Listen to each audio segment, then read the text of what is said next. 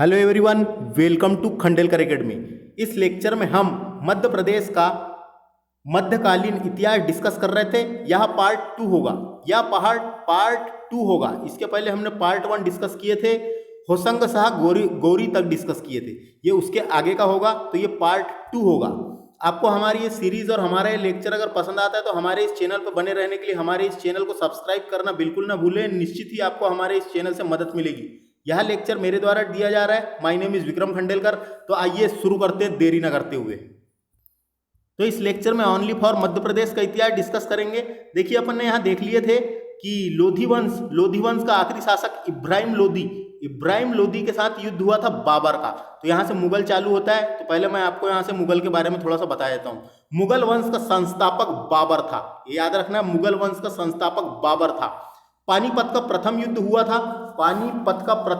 था 21 अप्रैल 1526 को बाबर और इब्राहिम लोदी के बीच, जिसमें बाबर की जीत हुई थी। तो ये याद रखना, बाबर की जीत हुई थी। तो दिल्ली में बाबर का शासक आ गया था, बाबर का शासन आ गया था। तो बाबर का लड़का हुआ हुमायूं। तो ये हुमायूं को याद रखना है। जो मध्य प्रदेश में मुगल काल की जैसी स्थिति थी अपन उसी हिसाब से पढ़ेंगे। तो देखिए, आपको एक क्रम बताता हूं मैं। बाबर का लड़का हुआ हुमायूं का लड़का हुआ था जहांगीर। सॉरी देखिए, BHAJSA। तो ये आपको याद रखना है। भाजसा अगर आप याद रख लिए तो आपको याद हो जाएगा।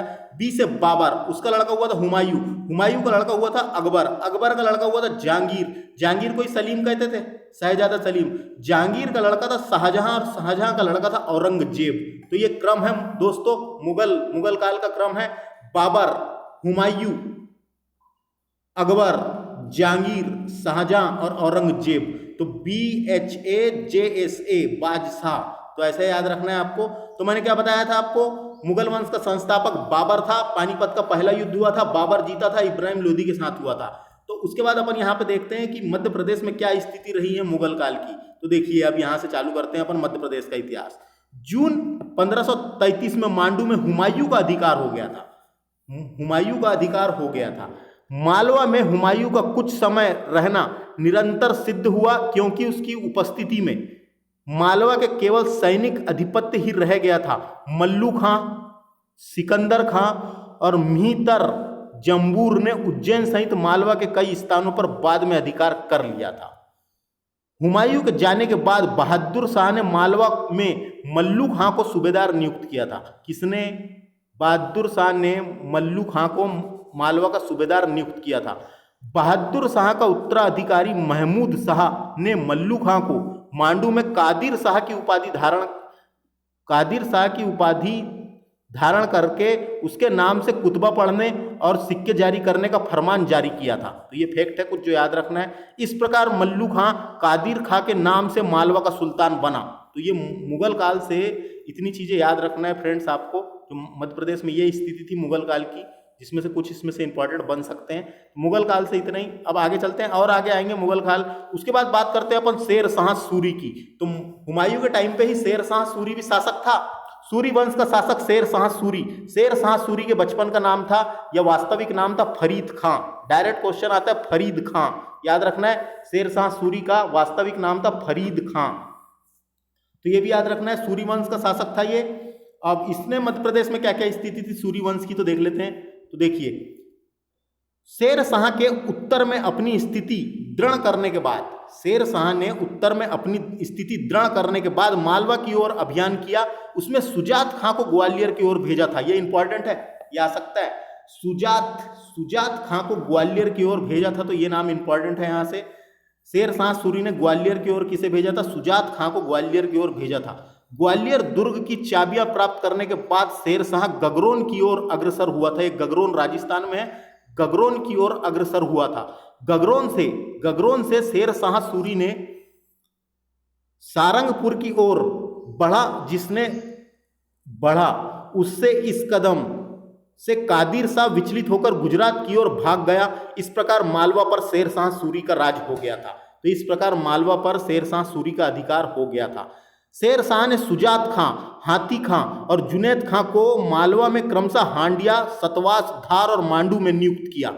रायसेन को छोड़कर पूरा मालवा अफगानों के अधिकार में हो गया था। अफगानी शासक था ये, तो अफगानों के अधिकार में हो गया था, तो ये याद रखना है। उसके बाद और देखते हैं क्या स्थिति रही है।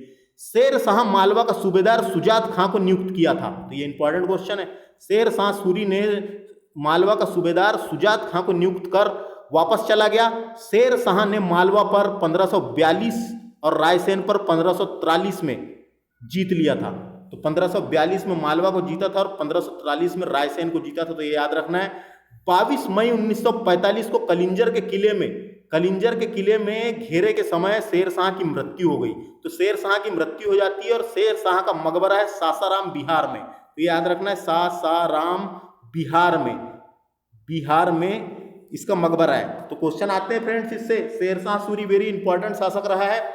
शेर शाह सूरी ने जीटी रोड का निर्माण भी करवाया था, ग्रैंड ट्रैंक रोड का निर्माण भी करवाया था और रुपए का सिक्का को पहली बार इसी ने ढाला था, तो ये याद रखना है। तो इससे इतना ही। आगे चलते हैं अपन बाज बहादुर ने 1526 से 1561 तक मध्य प्रदेश में शासन किया। तो बाज बहादुर देखते हैं।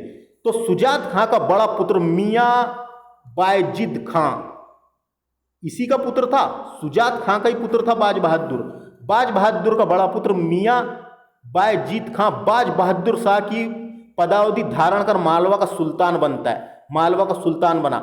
मालवा के बाहर अपनी सत्ता स्थापित करने के प्रयत्न में बाज बहादुर ने पूर्व में गढ़ राज की गोंड रानी दुर्गावती पर आक्रमण किया, जिससे वह बुरी तरह पराजित हुआ था। फ्रेंड्स, ये बुरी तरह पराजित हुआ। एक महिला द्वारा पराजित होने के कारण बाज बहादुर काफी लज्जित हुआ और उसने अपने सैनिक अभियान छोड़ दिया था, यह भी याद रखना है। बाज बहादुर रूपमती के साथ संगीत साधना और ललित कलाओं में व्यस्त हो गया था। उन्होंने अनेक रागों का आविष्कार किया था, जिसमें से राग मालवी और राग गुजरी विख्यात है, तो याद रखना। ये रूपमती और बाज बहादुर की प्रेम कथाएं मालवा के अनेक गीतों और चित्रों में वर्णित है। रूपमती और बाज बहादुर, रानी रूपमती का महल धार में है, बाज बहादुर महल भी धार में है, और दोनों का मकबरा, कभी पूछा, रानी रूपमती और बाज बहादुर का मकबरा है सारंगपुर राजगढ़ में, तो ये भी याद रखना है। 1542 के अंत में मालवा में मुगल साम्राज्य में मिला लिया गया। 1562 के अंत में मालवा को मुगल साम्राज्य में मिला लिया गया, एक सूबा बन गया था। मालवा एक सूबा बन गया था मुगल साम्राज्य का। बाज बहादुर ने अकबर की अधीनता स्वीकार कर ली थी, तो ये आपको समझ में आ गया होगा। तो एक कहानी की तरह अपने को याद रखना है कि अपने मध्य प्रदेश में क्या क्या स्थिति रही थी इतिहास की, तो उससे आपको बाद में याद रखने में आसानी जाए। देखिए, परीक्षा में तो कुछ इंपॉर्टेंट फैक्ट ही निकल के आएंगे और कुछ इंपॉर्टेंट फैक्ट पूछा जाएगा, लेकिन आपको इतिहास पूरा पता होना। तो ये अपन मध्य प्रदेश का इतिहास डिस्कस कर रहे हैं। अब बात करते हैं मालवा की संस्कृति, पक्ष और साहित्य की बात कर लेते हैं। क्या साहित्य रहा है मालवा का? तो महमूद खिलजी प्रथम के समय संस्कृत में सचित्र जैन कल्पसूत्र पोथी की रचना की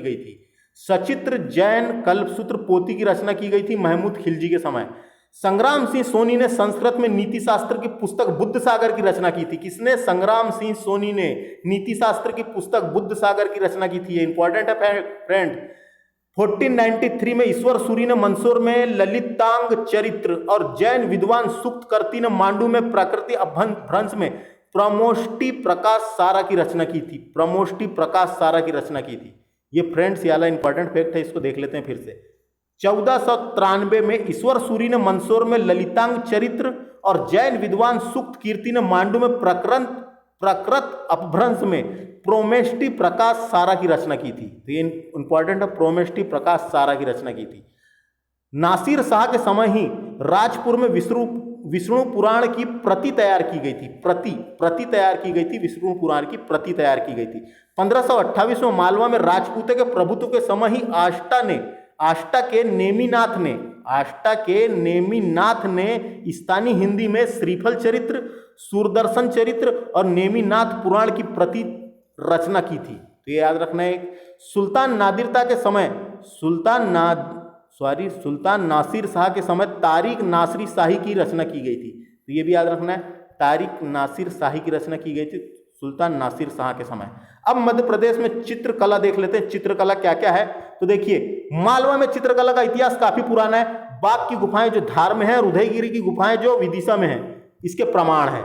महमूद खिलजी प्रथम के समय सिद्ध प्रसिद्ध मांडू कल्पसूत्र का चित्रण प्रारंभ हुआ था? महमूद खिलजी प्रथम के समय मांडू कल्पसूत्र का चित्रण प्रारंभ हुआ था। मालवा में दूसरा जो सचित्र ग्रंथ तैयार हुआ उसका नाम था नियमतनामा। ये इंपॉर्टेंट है फ्रेंड्स। मालवा में दूसरा जो सचित्र ग्रंथ तैयार हुआ था उसका नाम था नियमतनामा। याद रखना है। मालवा शैली के कुछ चित्र उदयपुर, जैनपुर, अहमदनगर में भी पाए गए हैं जिस पर नियमतनामा का प्रभाव स्पष्ट है। ये भी याद रखना है। ये चित्रकला, इससे कुछ मध्यकालीन इतिहास डिस्कस कर रहे हैं अपन। संगीत और नृत्य कला देख लेते हैं हम मध्य प्रदेश की। मालवा में संगीत को राजा मुंज और राजा भोज के सामान्य परंपराएं नरेश का संरक्षण प्राप्त था। तो ये दोनों राजाओं का संरक्षण प्राप्त था संगीत को। मुंज अपने समय में असाधारण कवि, गायक और संगीतज्ञ थे। ये मुंज परमार वंश के थे फ्रेंड्स। भोज को सरस्वती पुत्र कहा जाता था। राजा भोज को सरस्वती पुत्र कहा जाता था। इसने धार में संगीतशाला और नृत्यशाला का निर्माण करवाया था। तो याद रखना है, धार में संगीतशाला और नृत्यशाला का निर्माण करवाया था। मालवा में नर्तकियों को पतुरिया कहा जाता था। ये इंपॉर्टेंट बन सकता है फ्रेंड्स, ये याला फैक्ट। मालवा में नर्तकियों को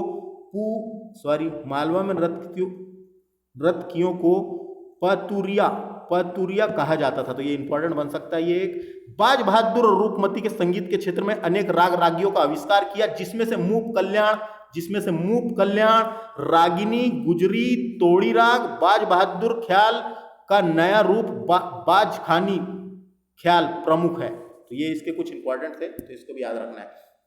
तो ये भी हो गया। अब स्थापत्य कला देख लेते हैं। देखिए फ्रेंड्स, स्थापत्य कला इंपॉर्टेंट होता है, सिलेबस में है एमपीपीएससी के, यहाँ से क्वेश्चन बन जाते हैं। तो देखिए, मालवा में स्थापत्य कला का प्रारंभ धार और मांडू के भवनों से होता है। इसमें प्रथम निर्माण धार का किला है। धार के किले का निर्माण मोहम्मद बिन तुगलक ने 1325 से 1340 के मध्य बनवाया था। तो डायरेक्ट क्वेश्चन आता है, धार का किले का निर्माण किसने करवाया था?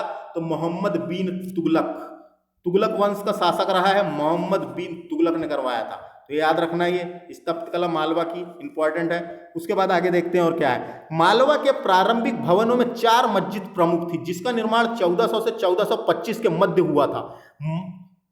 कमाल मौला मस्जिद, ये भी धार में है, इंपॉर्टेंट है। कमाल मौला मस्जिद, लाट मस्जिद वेरी इंपॉर्टेंट, धार में है, डायरेक्ट पूछी जाती है लाट मस्जिद कहां पर है, धार में। दिलावर खां की मस्जिद और मलिक मुगीस की मस्जिद, ये भी धार में है। तो 4 प्रमुख मस्जिदें थीं, तो इसको भी याद रखना है। मलिक मुगीस की मस्जिद, ये मांडू में है, सॉरी मांडू बोल दिया था। उसके बाद बात करते हैं अपन निमाड़ में फारूकी शासन की, फारूकी वंश की। यहां से भी क्वेश्चन आ जाते हैं। निमाड़ में बसा हुआ था फारूकी वंश। तो फारूकी वंश के बारे में मैं आपको बताता हूं। फिरोज शाह तुगलक था, फिरोज शाह का निजी सेनापति था जिसका नाम था मलिक अहमद खान। फिरोज शाह का निजी सेनापति था जिसका नाम था मलिक अहमद खां। मलिक अहमद खां ने खानदेश में आके बसा था, और मलिक अहमद खान का पुत्र था मलिक नासिर। तो ये याद रखना है, मलिक अहमद खां का पुत्र था मलिक नासिर। तो देखिए अपन यहाँ पे डायरेक्ट जो मध्य प्रदेश में जो स्थिति थी वो देखते हैं। 1398-99 में मलिक नासिर ने आशा अहीर के छल करके आसिरगढ़ पर कब्जा कर लिया और आसिरगढ़ को अपना मुख्यालय बनाया था। ये हिंदू राजा था आशा अहीर हिंदू राजा था। तो 1399 में मलिक नासिर ने आशा अहीर से छल करके आसिरगढ़ पर कब्जा कर लिया और आसिरगढ़ को अपना मुख्यालय बनाया था। गुरु शेख जैनुद्दीन ने मलिक नासिर की सलाह दी कि वह बुरहानपुर को अपनी राजधानी बनाए। गुरु शेख जैनुद्दीन ने मलिक नासिर को सलाह दी। मलिक नासिर को किसने सलाह दी थी? शेख जैनुद्दीन ने सलाह दी कि वहां अपनी राजधानी बुरहानपुर को बनाए। 1407 में मलिक नासिर ने त्राप्ती नदी के दाएं किनारे पर, देखिए दाएं किनारे पर हजरत शेख बुराउद्दीन के नाम पर बुरहानपुर और त्राप्ती नदी के बाएं किनारे पर हजरत शेख जैनुद्दीन के नाम पर जैनाबाद नगर बसाया था। तो ये याद रखना है, ये बुरहानपुर की स्थापना शेख बुराउद्दीन के नाम पर की गई थी। किसने? मलिक नासिर ने की थी। और बाएं किनारे पर शेख जैनुद्दीन के नाम पर जैनाबाद नगर बसाया था। तो ये भी याद रखना है, फारूकी वंश चल रहा है अभी। उसके बाद आगे देखते हैं, वहीं पे देखिए ये मीरन आदिल खां द्वितीय, ये फारूकी वंश के 5वें शासक थे फ्रेंड्स। फारूकी वंश के 5वें शासक मीरन आदिल खां द्वितीय ने आसिरगढ़ के किले के आसपास मालीगढ़ की 4 दीवारी का निर्माण और बुरहानपुर में ताप्ती नदी के किनारे किले का निर्माण करवाया था। आदिल शाह द्वितीय के दरबार में कुतुब मौलाना शाह बुखारी, कुतुब मौलाना उल मरीब, मौलाना अल शेख सरफुद्दीन अस्तरबादी, सैयद कमलउद्दीन और सैयद जलालुद्दीन जैसे प्रमुख विद्वान थे। तो ये याद रखना है, आदिल खां द्वितीय के दरबार में कुतुब मौलाना शाह बुखारी, मौलाना उल मरीब, मौलाना अल शेख सरफुद्दीन अस्तरबादी, सैयद कमलउद्दीन, सैयद जलालुद्दीन जैसे प्रमुख विद्वान थे। तो ये याद रखना है किसके दरबार में थे। 1561 में जब मुगल सेना ने आदम खां की कमान में मालवा के सुल्तान बाज बहादुर को पराजित कर दिया था, तब बाज बहादुर ने बुरहानपुर में फारूक की दरबार में जाकर शरण ली थी। तो बाज बहादुर यहाँ पे आके शरण ली थी, ये कहा गया है। फरवरी 1601 में आसिरगढ़ के किले पर बादशाह अकबर का अधिकार हो गया था। तो ये इंपॉर्टेंट फैक्ट है फ्रेंड्स, यहाँ से सुनिए। ऐसा कहा जाता है 1601 में अकबर की अंतिम विजय थी। ये भी इंपॉर्टेंट है यहाँ से, आसिरगढ़ का किला जो था ये अकबर की अंतिम विजय थी। और ऐसा मैंने कहीं सुना था कि अकबर की अंतिम विजय तो थी, ये अकबर ने बल से नहीं बल्कि छल से जीता था। अकबर ने यह किला बल से नहीं बल्कि छल से जीता था, ऐसा मैंने सुना था। तो ये भी याद रखना है आपको, अकबर ने यह किला बल से नहीं बल्कि छल से जीता था। फरवरी 1601 में आसिरगढ़ के किले में बादशाह अकबर का अधिकार हो गया था। तो उसके बाद यहाँ से मुगल लोगों का अधिकार हो गया था, यहाँ पे भी बुरहानपुर में भी। तो बुरहानपुर में अब एक और चीज़ यहाँ से सुनिए, देखिए। उसके बाद अकबर आया, अकबर के बाद उसका लड़का आया। उसका लड़का कौन? सलीम यानी जहांगीर। और जहांगीर के बाद फिर शाहजहां आया। तो शाहजहां जब आया तो शाहजहां के टाइम पे बुरहानपुर एरिया इनका ही था। तो शाहजहां मालवा अभियान कर रहा था तो बुरहानपुर में आके रुका था। तो बुरहानपुर में जब आके रुका था तो वहां मुमताज भी आई थी। तो मुमताज महल की मृत्यु हुई थी बुरहानपुर में। तो ये भी याद रखना है, मुमताज बेगम की मृत्यु बुरहानपुर में हुई थी और मुमताज की कब्र बुरहानपुर में है। तो ये याद रखना है, कब हुई थी? 1631 में मुमताज की मृत्यु हो जाती है और उसको वहीं दफना दिया गया था। तो डायरेक्ट क्वेश्चन आता है मुमताज की कब्र कहाँ पर है? तो बुरहानपुर में है। और बाद में उसकी कब्र को वहाँ से निकाल के ताजमहल बनाया गया था और ताजमहल के अंदर ले जाके रखा गया था। लेकिन क्वेश्चन तो डायरेक्ट आता ही है कि मुमताज महल की कब्र कहाँ पर है? तो बुरहानपुर में। तो ये याद रखना है फ्रेंड्स। उसके बाद आगे चलते हैं अपन, बुरहानपुर की सूफी परंपराएं देख लेते हैं क्या क्या थी। बुरहानपुर की सूफी परंपराएं देख लेते हैं फ्रेंड्स। बुरहानपुर की स्थापना शेख बुराउद्दीन नामक एक सूफी संत के नाम पर हुई थी। तो किसके नाम पर हुई थी याद रखना है? हजरत भिकारी।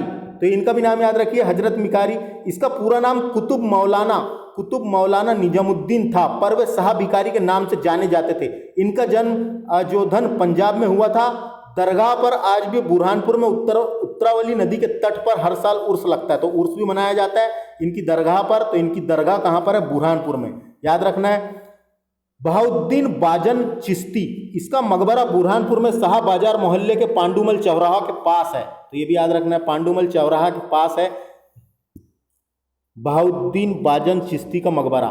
मलिक सरफुद्दीन, इन्हें शाहबाज कहा जाता था। इनके पिता का नाम मलिक अब्दुल कुहूस था। 1527 में बुरहानपुर में इनकी मृत्यु हो गई। तो ये भी याद रखना है। शेख यूसुफ चिश्ती शेख फरीदुद्दीन गंज ए शंकर के वंशज शेख मोइनुद्दीन के पुत्र थे। इनकी मृत्यु 1543 में हुई और इन्हें बुरहानपुर में दफनाया गया था। और शेख किसके पुत्र थे ये? शेख मोइनुद्दीन चिश्ती के। तो शेख मोइनुद्दीन चिश्ती को आप जानते होंगे, दिल्ली में दरगाह है इनकी। दिल्ली में दरगाह है मोइनुद्दीन चिश्ती की दरगाह। चिश्ती घराने के चौथे संत थे शेख मोइनुद्दीन चिश्ती। तो उनके पुत्र थे ये। तो ये याद रखना है। यहाँ से ये सूफी परंपराएं अपन ने देख लिए क्या क्या थी, जिसमें से कुछ आपको याद रखना है। मकबरा किसका कहाँ पर है, कहाँ पे उर्स लगता है, बुरहानपुर की सूफी परंपराएं देखे थे। तो फ्रेंड्स इस लेक्चर में इतने डिस्कस करते हैं। मध्यकालीन इतिहास में अपन ने कुछ डिस्कस कर लिए। ये पार्ट 2 था, याद रखें ये पार्ट 2 था। ये पार्ट 2 था। इसके बाद आएगा पार्ट 3, पार्ट के रूप में आएगा मध्यकालीन मध्य प्रदेश। आपको लेक्चर कैसा लगा? अगर अच्छा लगा तो कमेंट करके बताएं। वीडियो में कुछ सुधार चाहते तो वो भी बता दें, और सब्सक्राइब करना बिल्कुल ना भूलें। निश्चित ही आपको हमारे इस चैनल से मदद मिलेगी। नमस्ते।